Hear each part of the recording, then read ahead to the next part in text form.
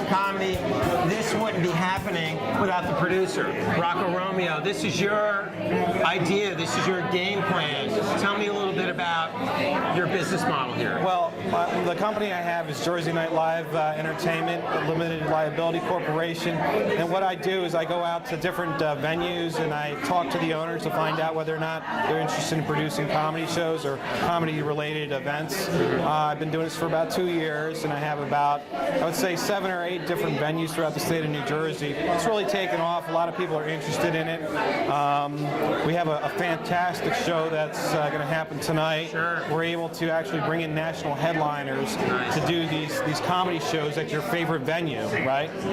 So I find venues where people like to go and have, great dinners and enjoy the food, and I bring the entertainment, like the comedy club entertainment level, to the favorite venue. Dynamite. Yeah. So you do all the legwork, and Promoting, the citizens producing. get up with all the benefit. All the local residents get the benefit. Yes, absolutely. Excellent, excellent. Now, I heard that Alphonse and Luigi out front had nothing to do with you.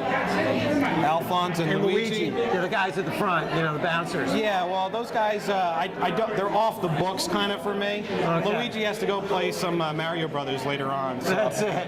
Now, just having some fun with you. It is comedy night. Yes. There you go. But anyway, Rocco, I think your vision is great, bringing top-notch people to the community so we don't have to go to the city. So we can all hear it right here. Absolutely. And I think you want to keep doing it. Let us know what's going on. How can people get in touch with you? I have a website, www.jerseynightlive.com, or you can call 855-JNL-LIVE. Okay, so if they're interested in booking the show, I can bring them business. In a lot of these venues, I've increased their revenue up to 60%. Nice. So this is a fantastic opportunity for the owner or the business, the local community. Dynamite. Okay. Thanks a lot. No Appreciate problem. your time tonight. Thank you. Take care. Yep.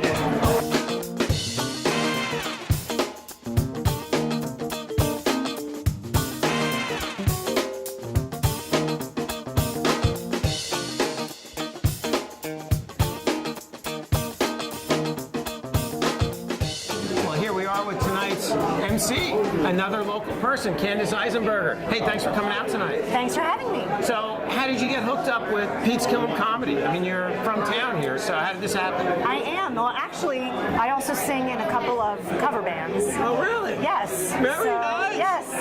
So we play here, and I used to do jokes in between sets, and Steve said, why don't you do a comedy night here? So it was because of me that he started this comedy night thing. Very cool. So now you do the whole triple play, sing, dance, act, you do the whole thing? Yes, and a mom when I can sneak it in there. There you go. That's all right. That's all right. You want to give a shout out to the crew? Yeah, to the crew, to my family. Kids, yeah. Yes, hello, Jesse and Lily. There you go. You got to give them a shout That's out. right. We're real proud of you, Mom. Yes. Right Not so back much. at you. Not Yeah, so much. right back at you. So you sing, you dance. You've always been involved with acting growing up, or is this relatively new? I was a theater person in high school, dancing in theater, and I found my voice kind of literally later in life. Okay. So this is kind of my midlife crisis.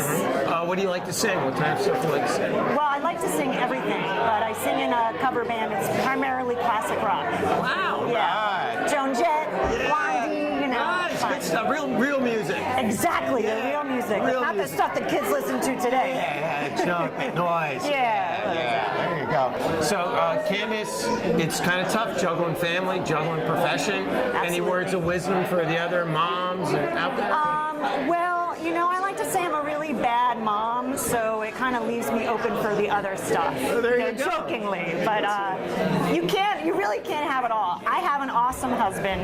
His name is Chad. Let's give him a double shout out. Shout out to Chad. There you go. Good job, Chad. He is holding it all together. All right. So when I have to get ready for a show, it's my husband who gives the kids the baths and all that. But I honestly couldn't do it without him. Excellent. So, Pete's Killen Comedy, it's in Berkeley Heights. You're from Berkeley Heights. What do we want to tell the other Berkeley Heights people about what's happening here? You should definitely come out. It is a great time. Steve puts out a wonderful buffet. There's everything. There's entertainment. There's great people. It's bring your own booze. Can't go wrong. It's such a good value, and there's yogurt upstairs, so you kind of got it all under one roof. There you go. And Candace is here. Thank you very much, Candace. Thank you so much. Look forward to It's great hearing talking from you and seeing you in town. And thanks for getting involved in making Berkeley Heights an even more exciting place to be. Thank you so much. I'm Dr. Donald Fabio. We're going to take a short break, and we'll be right back. God, how are you guys feeling? How are you? Great. Fantastic. I'm stuffed. Food was good, right? All I want to do right now is take my pants off and lay down. But I won't, because that would cost extra. Well, here we are with John Clark, another local comedian, a guy from Chatham. Yeah. All right. Well, by the way, that's John Clark, no E, right? Correct, you got it. Good. I'm learning. So you're from Chatham, but you're doing some stand-up comedy tonight. Tell me a little bit about you as a comedian. What do we need to know? You know, I just try to make my comedy about my life. I just try to take everyday experiences and relate them to the audience and see what they relate to, you know? Now, where are you going? Where's your direction with your comedian, comedy? Do you want to go into screenwriting, or what do you want to do? Well, I think sometimes that shakes out over the course of a career. You know, you start doing different things.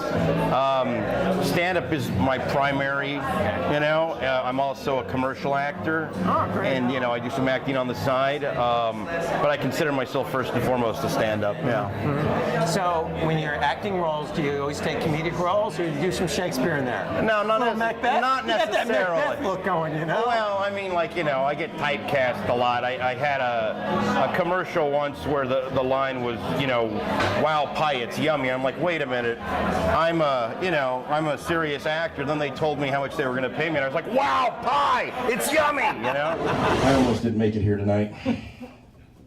I was feeling sad and bloated.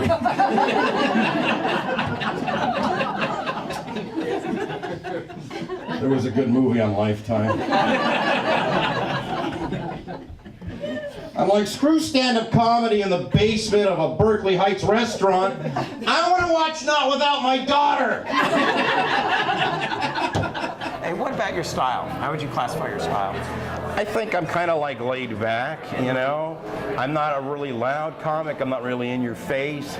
I try to create variety, and I try to make it real and truthful, you know? There you go. And that's what's funny. Mm-hmm. Now, in terms of getting people excited about Jersey Night Out, getting people excited about the comedy shows, what's your message to the viewers about all what we're doing here? Oh, you don't have to go to the city or, you know, even elsewhere, and I won't say other clubs in Jersey, but, you know, there are some bigger clubs in Jersey, but you can find stand-up comedy everywhere, you know? You can find them in the suburbs and smaller bedroom communities, and we get some great acts. I mean, our headliner, you know, Michael Somerville, I've worked with him before, and a hilarious guy. He's been on Letterman, I think, at least twice, and, you know, he's a national headliner. So you have somebody of that caliber coming here to, you know, Pete's Place Yogachino, and you may never guess that, but if you look around, you can find these things. And like I said, Rocco will advertise it on Jersey Night Live website. You'll be able to find out more. But these Pete's Killen Them comedy nights have been just terrific. You know, they've been, I think they've been all sold out or close to it. And It's local. it's local. It's a great response. It's a great night out for the money you're spending. You'd have to go into the city park, you know, Broadway show. I mean, you know, so it's a great value. It's a great time out. I know this sounds like a sales pitch, but it's true. Perfect. That's what I wanted to know. Yeah. That's what I want everybody else to know. It's Berkeley Heights. You can be here. You can get a night out. It's better than going into the city, getting great entertainment. It's a no-brainer. And the food's great too. If you've ever been here, Yeah, excellent. And I like to eat, so I know. That pie is good. The pie is good. It's right. John Clark, no E, from Chatham. Thank you very much. Thanks for your time. We really appreciate it. All right, great. I'm Dr. Don Fabio, and yeah, we'll be back with some comedy. Yeah, hang in there. You guys are staring at me like I'm 4 feet of water in your basement. Andy Hayward Edward, you're our featured comedian tonight at Pete's Killen Comedy. How's it going for you? Great, man. It's happy to be here. This is not a far ride for me. I'm just right out in North Plainfield, so that's last night was Clifton. Right. Sometimes it's Massachusetts or Connecticut, so this is great. So do you find different audiences have a different feel, like you say Massachusetts or Jersey? Do you have a different feel or a different tempo? How do you gauge that? Anywhere but the city is considered a road audience, an audience on the road. All right. The city is the city. That's kind of a different animal. But anything outside of New York, you're going to be doing like a road show. Yeah. It's a little bit different. What's different about the city then? The city is more you're in a comedy club. Got it. And it's a different feel. Road shows, you're usually you're in a restaurant somewhere. You're in an Elks Lodge. So it's different. It's a different Just a feel, just a different ambiance, everything. Yep. Now, you say you're currently living in North Plainfield. How often do you get out and do these gigs? I know it's like a musician, you want to do as many gigs as you can, but how often can we find you out on the road doing stuff, would you say? Mostly the weekends. Yeah. Starting Friday and Saturday. Mm-hmm. But during the week, I'm going to be out doing all kinds of open mics, just staying out there. Mm-hmm. How open mics, do you enjoy that? I know it's a challenge, that chance to try your new material. How do you like it. I've been, as a matter of fact, another comedian and friend of mine, we got together and said, let's do 100 open mics in 100 days nonstop, just to stay up there and keep it going. All right. And we got it done. It took us like 3 months because we you skip some in between, and it was hard to find an open mic on a Sunday, but we got it all done. We got it in, and we felt like we were better, stronger comics for it. Sure. So what about your comedy? How would you describe your style? I would say I'm like I've heard it say long form. It's kind of like me when I answer a question. I got to say a whole bunch of stuff before I get to the answer. Yeah. Like long form. What's the other thing? It's like I do a lot of act outs and characters. Oh, and very so cool. forth, it's not like your Catskill kind of topic, misdirect, punch. Got it. Boom, boom, boom. I wish I could work that way. But there's a place. I've always just told stories and acted out characters and stuff. Woo! I got out of New York City to do shows down in the Village. I feel like a little billy goat in a petting zoo. Hi, where are you? Forget out of there. They always want to wrestle. That's their pickup line. Hey, you want to wrestle? No, I don't want to wrestle. Where do you get your inspirations from? Family and work, all the odd jobs you got to do in order to stay plugged into this comedy world. Who keeps you plugged in? How do you stay wired? I work during the summer as a caddy at the Plainfield Country Club. Great place for stories, man. Oh yeah, caddies themselves, the members. I worked there as a waiter for years. Nice. The kitchen staff was a whole story. I might even do some of that stuff tonight. All these Bulgarian people that they hired that I worked with. I was fascinated by the Bulgarian people. They were great workers. They reminded me of Dracula, though, the way they talked, and they came from Bulgaria to the United States. They left their castle somewhere and came here to be like food runners, and they had big jobs there where they were. Wow. And it's just a whole different social, economic type of cultural background. Yep. All right, so good information. So we'll look forward to hearing some of that. Yeah. That'd be good. All right. And then used to live down in Florida, right? Marco Island, yes. Marco Island, Southwest Florida. I lived there for 10 years, and that's where I started doing, we had a little play group down there. Okay. And we started doing plays for the island, and then I started going out and getting commercial auditions on the East Coast, and I got a network national commercial, and I joined the union, and then everyone's like, why are you staying in Florida? You got to go to New York. So I moved up here. Dynamite. How long have you been up here? So I've been up here since 1995. Dynamite. Dynamite. Well, Andy Hayward, we're going to look forward to seeing more of you in the New York area then. All right, Don. Pete's Killen Comedy, Andy Hayward. I'm Dr. Donald DeFabio, and we'll be right back.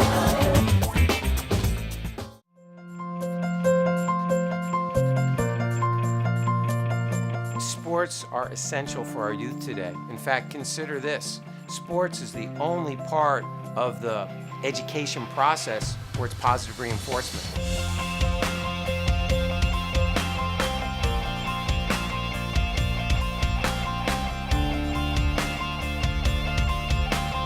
My son Liam's a basketball player, and he injured his knee last January.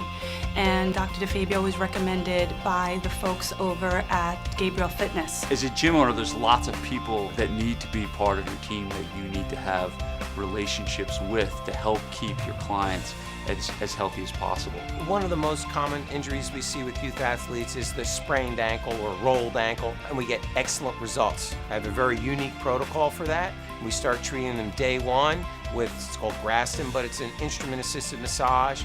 Get the inflammation out, a special type of taping to stabilize it that doesn't restrict movement, adjustments on the foot if needed, and then exercises as soon as we can. And that gets kids back really, really quick. Liam, he had a damage to his knee. Dr. DeFabio helped him pinpoint his issues, his form, and strengthen him, and basically give him the treatment that he needed to get better and start playing again. The next common injury we see would probably be shoulder problems.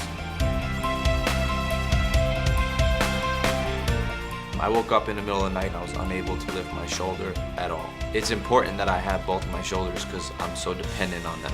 Balancing the muscles of the shoulder, but looking at the elbow, looking at the neck, looking at the upper back, because the shoulder girdle sits on the rib cage and it's all tied together. So you have to balance that whole area to get it working well. When I'm here and I observe some of the treatments that Dr. DeFabio gives to my son, they're informative, and I think they're things that any athlete can use to prevent injuries and to stay in shape. Whereas I think a lot of doctors, they just treat you when you come in, they send you on your way, and you're just coming back week after week. But the education, I think, is really important because it helps people understand why they're here. Usually when you're here, it's because of something negative. You're not here, for anything other than trying to get better from something that was negative. And if there's a place to be, it would be here. And as athletes start getting to a higher level, everyone's kind of on the same playing field, and what's going to give them that edge? And that's being able to stay healthy all the time. And Dr. DeFabio, I've seen firsthand, has been able to do that. The great thing about using sports medicine for everybody is, what does an athlete want? They want to get better quickly. They want to stay in the game. That's what I bring to the table with all of my patients. Rapid results and staying in the game. What can you do versus what you can't do?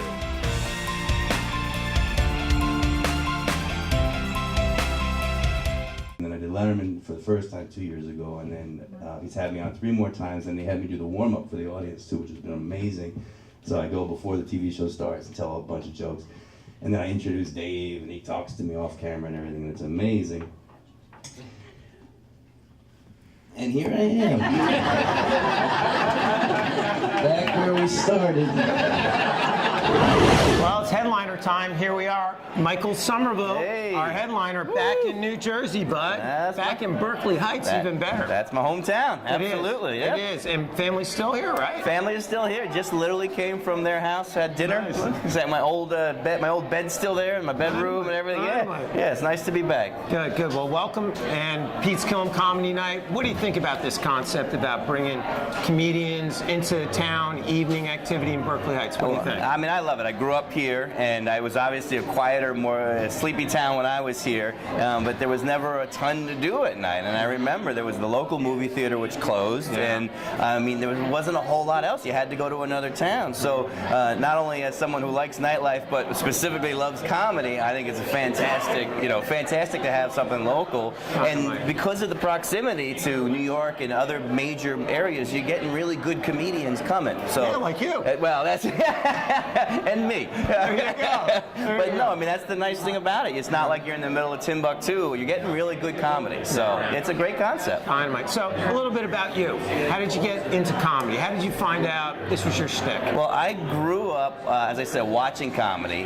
We had TV, was it TV 33 or something? Rascals Comedy Hour was always in on New Jersey. And as a teenager, you know, even as a 10-year-old, we'd go to school. I went to Columbia School here locally, and Friday night we'd come home, 11 p.m. was Rascals Comedy Hour. And I used to watch it with my buddies. They'd come over and we'd watch the show, and I just loved comedy. Never considered actually doing it. Sure. But then when I went away to college, we had a professional comic come to town. They wanted a student to open, and I said, you know, I always wanted to try it. So that was my first show ever as a freshman in college. Yep. Really? Where'd you go? Notre Dame, out in Indiana. Yep. Yep. And I think my parents are still paying it off as I do this career.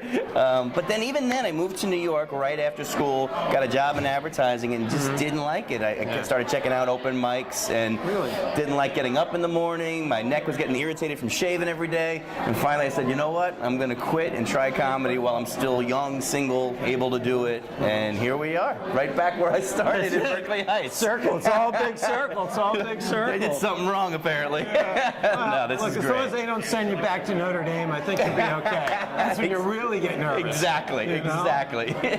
So what about, you know, you like doing stand-up, or do you like other forms of comedy? I mean, where's your niche right now? Well, I mean, I love stand-up. It's I think the most purest form of performing. I mean, it's you on a mic, you know, on a stage it's just you're naked essentially. So I love that challenge of making an audience laugh with no props and no gimmicks or no anything. That said, I mean, this day and age, you really do have to be able to do other things right, act, or improv, whatever. So I've done some films and I've done some, nothing big, but you know, some acting roles, and I love that too. I think one of the most surprising things about doing anything else after you do stand-up is that it all seems way easier, because when you do stand-up, no one's helping you, no one's writing for you, and half the crowd sometimes wants you to fail. All of a sudden, if you're on a set, everyone's lighting you and miking you and making you, you know, makeup, make you look good. Now, this is easy. This is and nice, you screw up, you just take it over again, you know? So, yeah, everything else seems easy after stand-up. All right, that's good. Now, what about, you know, your style? Tell me about you as a comedian. What's your, you know, how would you describe your style? Well, I've been described, it's easier to say what other people have described me as, I guess. And I would say very natural, very kind of the same way I talk is the way I am on stage. That's who I am, and I just say what content-wise, I would say relationships tend to be my forte. When you first start, you sort of write about everything, and then you start to sense what the audience likes out of you more, you know, some subjects over others, and for some reason they liked my relationship material. So you start skewing that direction. So, okay, well, let me write some more of those jokes. So yeah, very natural, easygoing, based on real life experiences, and talking mostly about dating, much to some women's dismay out there. Although, well, that's what happens. You know, every once in a while, yeah. So, you know, rumor has it that comedians are an interesting breed, that they beat to a different drum. Yeah. What's your take on that? I would agree. Well, initially I would say no, I'm me, and then you meet other people and you say, oh yeah, I'm not like that. No, I think there is truth to that. I mean, to walk around and see humor in things is I think you maybe are wired a little differently. You know, some of the stereotype you had to come from a horrible childhood or I don't think that's true. I didn't have a terrible childhood by any means. But I think, when you're a comedian, you sort of live on the periphery of society, looking in at it a lot. And you don't feel as much as you're in it as much as you are observing and commenting on it. And that's kind of a strange existence to have. Like, do you ever fit in anywhere? Are you ever really part of things? So to that degree, I would say that, we're wired a little differently. Yeah. But thankfully, everyone else appreciates us. So, yeah. That's good. So tell me one of your top stories, comedian-wise. I mean, one of your #1 memories thus far in your early career. Well, I've been on Letterman 4 times. Wow. And but did you get to the couch? I didn't get to the couch. Not while the cameras were rolling. There you go. I snuck over and dove on it after. There you go. But no, the first time I performed on Letterman, you know, growing up, I had 2 older brothers right here in town, and so growing up, Letterman was always on television, as far as I can remember back. And so that's like the Super Bowl for a comedian to get on Letterman. And I made my debut a little over 2 years ago. Ed Sullivan Theater, the stage that the Beatles first performed on, and very cool. I could hear Dave behind me laughing at my jokes, and I mean that is just, you know, as a comic, there's not much else. You say, wow, I've made it, you know. Yeah, nice. It's a great feeling. That's pretty good. And then I will say that the 3 times I was on after, it never got old. Like some people are like, oh, you've been on before. I was like, it just feels just as good. Ed Sullivan Theater, Beatles have been here. I've been here. I'm back. Exactly. It's like when someone wins the Super Bowl and they're like, but you already won a Super Bowl. It doesn't matter. Yeah. This is amazing. Yeah. It's good. Yeah, I loved it every single time. My girlfriend's father does not like the path I've taken at all. She says, could your jokes support a family? And I said, depends. You want to buy a CD? We really are resistant as a population to losing weight. It's not that hard. Any doctor will tell you just eat right and exercise. And we're all like, What else you got? Did you ever think about sitcoms or that type of comedy? Have you ever thought about that? Does that intrigue you at all? Yeah. As I said, you know, you need to be able to do other stuff. Unless you want to be a road comic for the rest of your life, you know, every comic thinks about, a sitcom or a late night talk show or writing for a show. So all of those things are on my radar. I've written sitcom treatments and pilots in the past. Yeah, and you know, you're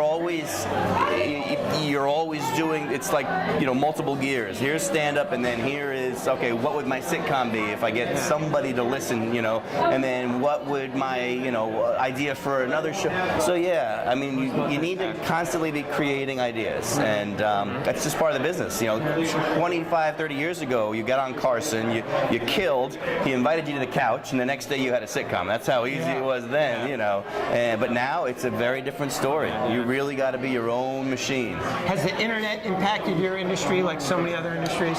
It has, yeah. I mean, in good and bad ways, I think. Obviously, as with anyone, it's easier to get out there and to reach people and connect with people.